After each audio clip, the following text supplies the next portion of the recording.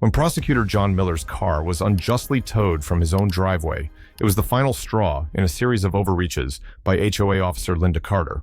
Her relentless enforcement of non-existent rules and financial misconduct had terrorized the neighborhood. Armed with legal expertise, John decided to challenge the HOA's tyranny, discover how one man's determination restored justice and transformed his community.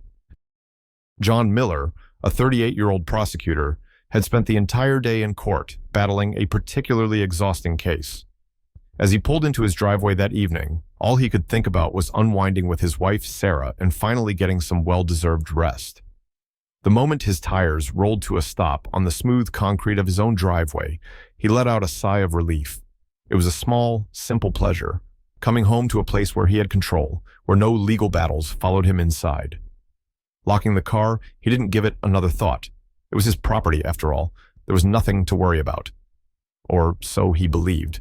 A couple of hours later, just as Sarah was getting ready for bed, a low mechanical rumble echoed through the quiet suburban street. Frowning, she walked over to the window. Her stomach tightened when she recognized the sound. A tow truck. Then she saw it. Their car was already being hoisted onto the flatbed. "John!" she shouted, voice sharp with urgency. John was downstairs in an instant. At first, he didn't process what she was saying. It wasn't until he threw open the front door and saw the flashing orange lights reflecting off the pavement that it hit him. "What the hell?" he barked, sprinting toward the truck.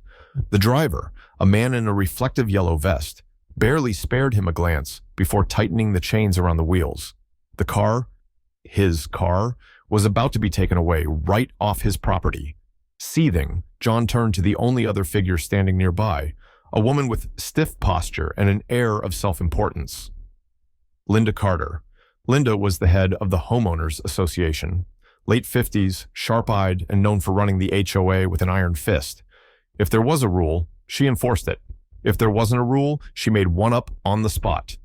With a slow, deliberate motion, she flicked an invisible speck of dust from her perfectly manicured nails. "Mr. Miller," she greeted, voice dripping with smug authority. "What the hell is going on?" John demanded, his voice tight with barely contained fury. Linda didn't flinch. She barely even looked at him. Instead, she lazily gestured toward a clipboard in her hands. "As per HOA regulations, driveway parking is prohibited," she said in a tone so casual it was almost insulting. "All vehicles must be kept inside the garage. Violations result in immediate towing." John blinked. For a second, he thought she was joking. "Are you serious?" His voice was dangerously low. "This is my house, my driveway. Where the hell else am I supposed to park?" Linda finally met his gaze, tilting her head in feigned sympathy. "In your garage, of course," she replied, her lips curving into a saccharine smile. "Rules are rules." John clenched his jaw so tightly, it ached. He knew the HOA rules. He had read the damn documents when they moved in. Nowhere did it state that homeowners couldn't park in their own driveways. But Linda didn't care about the rules. She cared about control. His pulse pounded in his ears as he turned back to the tow truck driver. "You put that car down, right now." The man hesitated, looking between John and Linda. But before he could say a word, Linda sighed dramatically and waved her hand dismissively. "Proceed," she instructed the driver, as if this were nothing more than a minor inconvenience. And just like that, the chains tightened. The truck's engine revved. Before John could react, his car was being driven away, disappearing into the night. Linda turned on her heel, already walking back toward her house. "Have a lovely evening, Mr. Miller," she called over her shoulder. John stood frozen on his own damn property, fists clenched, blood boiling. He wasn't just angry, he was livid, and Linda Carter had just made the worst mistake of her life. John barely slept that night. He had spent hours pacing the living room, replaying the incident over and over in his mind. The sheer audacity of it. His car, towed from his own driveway, under a rule that didn't even exist. It was beyond absurd. It was theft disguised as authority. By morning, his anger hadn't faded. If anything, it had solidified into something colder, sharper, more dangerous. He was done feeling outraged. Now, he wanted answers. The HOA office, a brick wall of corruption. The HOA office was a dull beige building at the edge of the neighborhood, tucked away like some forgotten relic of bureaucratic hell. When John stepped inside, the air was thick with the sterile scent of printer ink and coffee gone stale. Behind the desk, flipping through a magazine with the disinterest of someone who had long stopped caring about their job, sat Linda Carter. She didn't even look up when he approached. "I'm here about my car," John said, his voice tight. Linda leisurely turned a page. "And which car would that be?" she mused. "The one you had towed off my property last night," he snapped. That finally got her attention. She set the magazine down, straightened in her chair, and smiled, a slow, practiced smile, the kind people wear when they enjoy watching someone squirm. "Ah, yes, that one." She reached for a file and flicked it open, running a perfectly manicured finger down the page. "You can retrieve your vehicle after paying the violation fee, $800. John froze. "Excuse me?" "Standard fine," she said with a shrug. "Non-compliance with HOA regulations." His pulse spiked. "What regulation?" he asked, voice dangerously calm. "Show me the rule that says I can't park in my own driveway." Linda gave a delicate sigh, like a teacher exasperated with a slow student. "Mr. Miller, HOA guidelines clearly state that all vehicles must be kept in garages to maintain neighborhood aesthetics." John knew that was a lie. He had read the bylaws himself before moving in. Nowhere did it say driveways couldn't be used for parking. "That's not in the HOA handbook," he said flatly. Linda clasped her hands on the desk and tilted her head. "Then maybe you should read it again." The smugness in her tone nearly sent him over the edge. The complaint system, a rig game. Taking a steadying breath, John yanked out his phone, pulled up the HOA's official regulations, and scrolled. No rule, no mention, nothing. He turned the screen toward her. "Right here," he said. "There is no such rule. That means my car was illegally towed. I want it back, now." Linda didn't even glance at the screen. Instead, she leaned back, smirking. "If you have a complaint, Mr. Miller, you're welcome to submit a formal dispute." John exhaled sharply through his nose. "Fine, where do I file it?" Linda reached into a drawer and pulled out a stack of papers, slapping them onto the desk with a loud thud. "Right here," she said sweetly. "Fill these out and submit them. HOA will review your case." John grabbed the papers and flipped through them. 15 pages. Half of them were redundant, pointless forms meant to waste time. "And how long does this review process take?" he asked, already knowing he wouldn't like the answer. Linda gave him a fake apologetic smile. 30 days. John's blood ran cold. 30 days. 30 days without his car. 30 days of ride-sharing, delays, and inconvenience. And worst of all, 30 days with no guarantee they'd even return the car afterward. This wasn't about rules. This was extortion. The bigger picture. A neighborhood under siege. John took a step back, heart pounding. He needed air. He needed to think. As he left the HOA office, his phone buzzed. A message from his neighbor, Tom Rodriguez. "Heard what happened. HOA towed mine last month. Charged me $1,200 to get it back." Another message popped up from Mrs. Dawson, the elderly widow down the street. "John, I never told anyone, but HOA fined me $500 last year for overgrown bushes. My son checked. There was no such rule, but they said they'd put a lien on my house if I didn't pay." John's stomach twisted. More texts came in, more horror stories. This wasn't just about him. Linda had been running the HOA like a private racket for years, illegally towing cars, issuing fake fines, and pocketing the money. Homeowners had been bullied, intimidated, and financially drained, and now she had picked the wrong person to mess with. John looked back at the HOA office, jaw clenched. Enough. He wasn't just going to get his car back. He was going to take them down. John Miller had spent years in the courtroom, taking down criminals, fraudsters, and corrupt officials. But this time, the fight wasn't in a grand courtroom with a jury. It was a battle for his home, his neighbors, and their rights. And just like in his cases, he knew that facts, evidence, and the law were the ultimate weapons. Linda Carter had been playing a game of unchecked power for far too long. Now, she was about to face someone who knew exactly how to fight back, building the case.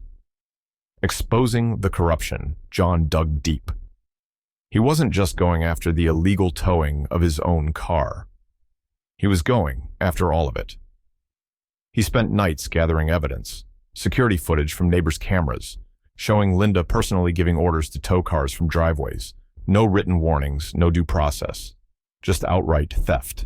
HOA financial records neighbors who had been fined repeatedly dug up their past payments, and a pattern emerged. Thousands of dollars in fees collected with no proper documentation. Interviews with homeowners, sworn statements from dozens of residents describing years of bullying, illegal fines, and intimidation tactics. And then the golden ticket, bank statements showing missing funds. Linda wasn't just running a fraudulent HOA, she was embezzling money. It was time to take this fight to court. The courtroom showdown. The hearing was set. John personally filed a lawsuit against the HOA, not just for himself, but as a class action on behalf of the entire neighborhood.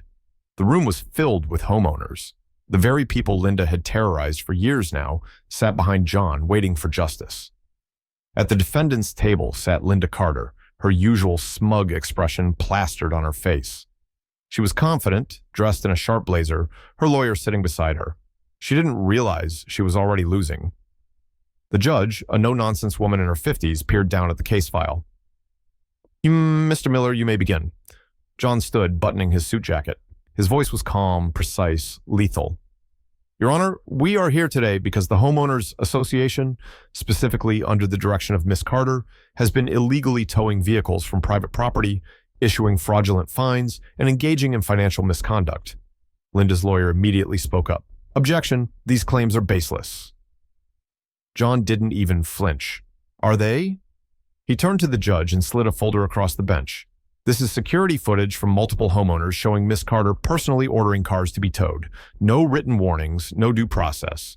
Just immediate seizure of property. Illegal under HOA bylaws. The judge raised an eyebrow and pressed play on the footage. On screen, there was Linda's unmistakable voice, captured by a neighbor's doorbell camera. I don't care what the rule book says. If they don't like it, they can take it up with the board, which is me. A murmur spread through the room. Linda's face paled. The unraveling, the moment of truth. Linda shifted in her seat, her confidence cracking. But she wasn't done fighting. She cleared her throat and leaned forward. Your Honor, HOA has the full right to enforce neighborhood regulations, including the removal of unauthorized vehicles. John pounced. Really? And which section of the bylaws states that parking in one's own driveway is prohibited? Silence. Linda's lawyer flipped through the HOA handbook frantically. There was no such rule. John turned to the judge. In fact, Your Honor, let's take a look at the actual bylaws. He handed over the official documents. Not a single mention of driveway parking bans. Miss Carter has been making up rules to justify illegal tows. And the worst part? It's not just about control. It's about the money. The final blow. John placed another folder on the judge's desk. Here are bank records from the HOA's account showing thousands of dollars in fines collected without proper documentation. And here, he pulled out another sheet, are missing funds that were funneled into a private account linked to Miss Carter. Linda's face turned ashen. She knew she was screwed. The judge looked from the documents to Linda, her expression unreadable. Then she spoke. Miss Carter, do you have a response? Linda opened her mouth, but nothing came out, because there was nothing she could say. The verdict, justice served. The judge didn't hesitate. The court finds that the HOA, under Miss Carter's leadership, has been engaging in illegal towing, fraudulent fines, and financial misconduct. Effective immediately, all fines collected under these fraudulent circumstances must be refunded to the affected homeowners. A wave of relief washed over the room, but the judge wasn't finished. Additionally, a full audit of HOA finances will be conducted, and Miss Carter is hereby removed from her position, pending further investigation into embezzlement. Linda collapsed into her chair, her breath shaky. She had spent years treating homeowners like peasants, playing dictator over people's lives. Now, she was out, finished, disgraced. John exhaled slowly. It was over. And the HOA would never be the same again. The battle was over, but the war for fairness and transparency had just begun. John Miller had won the lawsuit, exposed the corruption, and brought down the tyrant that had ruled the neighborhood for years. But real victory wasn't just about punishing Linda Carter. It was about fixing what she had broken. And that meant rebuilding the HOA from the ground up. Rewriting the rules' power to the people. The days following the trial were a whirlwind of change. Linda was gone, permanently removed from her position, facing a state investigation for embezzlement. The HOA board, once filled with her cronies, crumbled under the pressure. One by one, members resigned, not wanting to go down with the sinking ship. For the first time in years, the homeowners themselves had a say in their own community. John, alongside several neighbors, drafted a new HOA charter, one that ensured no more arbitrary rules. Everything would be clearly outlined, with no loopholes for abuse, no more secret fines or towing. Any enforcement would require clear, written warnings and an open hearing process. No more unchecked power. The board would be democratically elected by the homeowners. No more dictators. At the first community meeting under the new system, dozens of residents gathered in the park, sitting in lawn chairs, some standing, all watching John as he stood before them. "We've seen what happens when power goes unchecked," he said, scanning the crowd, "and we won't let it happen again. This neighborhood isn't just a place to live, it's our home. We decide what happens here, not a single person, not a corrupt board, us." A murmur of agreement ran through the crowd, then applause. For the first time in years, people weren't afraid. They were hopeful. A symbolic victory. The driveway moment. That night, as the stars stretched across the sky, John pulled into his driveway. It had been a long time coming. Too long. He shifted the car into park, turned off the engine, and just sat there for a moment, breathing in the quiet. Then he opened the door, stepped out, and closed it with finality. No HOA enforcers lurking in the shadows. No tow trucks waiting around the corner. Just peace. Then something unexpected happened. One by one, his neighbors stepped outside. First Tom Rodriguez, then Mrs. Dawson, then more and more people, until nearly the entire street was standing on their porches or in their yards. And then they started clapping. A slow, steady applause that grew louder, filled with relief, gratitude, and a sense of shared triumph. John looked around, a small smile creeping onto his face. This wasn't just about his car. It was about every homeowner who had been afraid to fight back. Every elderly resident who had paid fake fines out of fear. Every young family who had almost lost their home to HOA greed. That applause wasn't just for him. It was for all of them. Justice had been served, and this neighborhood, it would never be ruled by fear again.